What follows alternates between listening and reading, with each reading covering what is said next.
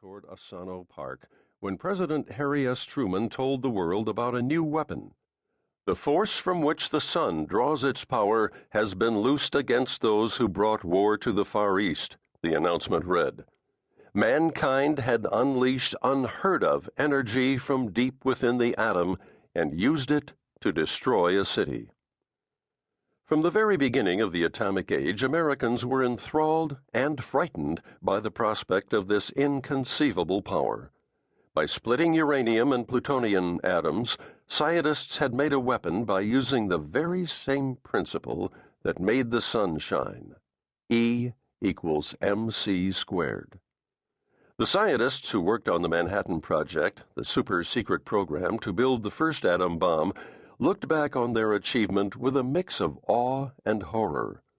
To J. Robert Oppenheimer, the head of the Manhattan Project, the atom bomb represented a loss of innocence, a fall from grace that could mark the end of civilization.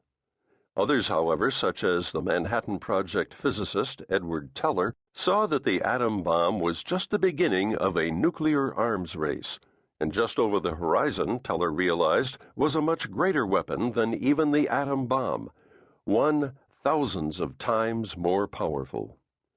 This new weapon, the super, would unleash a power not yet seen on Earth, fusion. Instead of breaking atoms apart to release energy, fission, the superbomb would stick them together, fusion, and release even more. While this might seem to be a subtle difference, fusion, unlike fission, had the potential to produce weapons of truly unlimited power.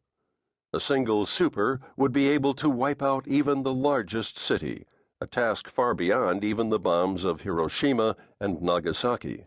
A fusion bomb would be the ultimate weapon. It would also split the scientific community in two and would drive humanity to the brink of ruin.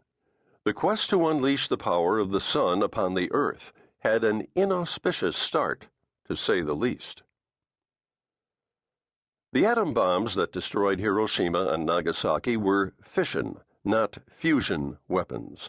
Fission and fusion are siblings. Both get their power from converting the mass at the heart of the atom into energy. Scientists got their first taste of that power in 1898 when the husband and wife team of Pierre and Marie Curie discovered a substance with a curious property.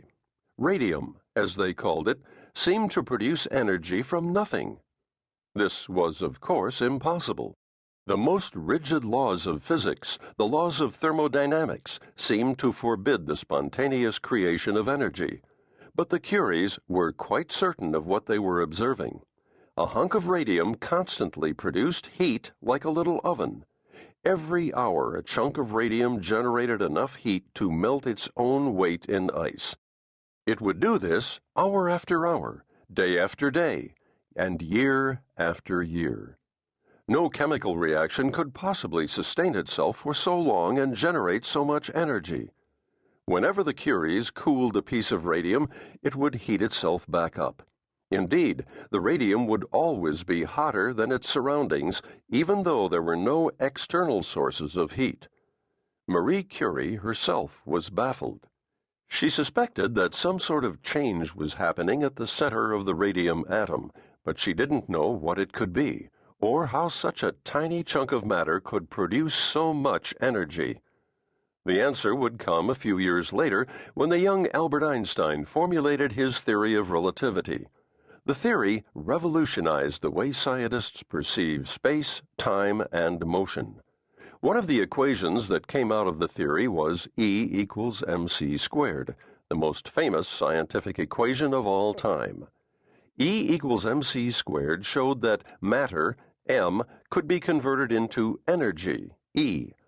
This was the secret to the seemingly endless fountain of energy coming from radium. If you put a gram of radium in a sealed ampule, over many, many years the radium, a whitish metal, will gradually disappear. In fact, the atoms of radium spontaneously split apart and vanish from view. But they don't disappear entirely.